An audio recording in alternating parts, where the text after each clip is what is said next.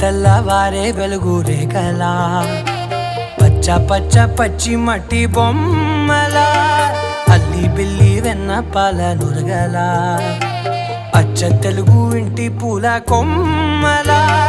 దేవదేవుడే పంపగా ఇలా దేవతే మా ఇంట అడుగే పెట్టెనంట బ్రహ్మ కళ్ళలో కాంతులే మా అమ్మలా మా కోసం మళ్ళీ లాలి పాడేనంట.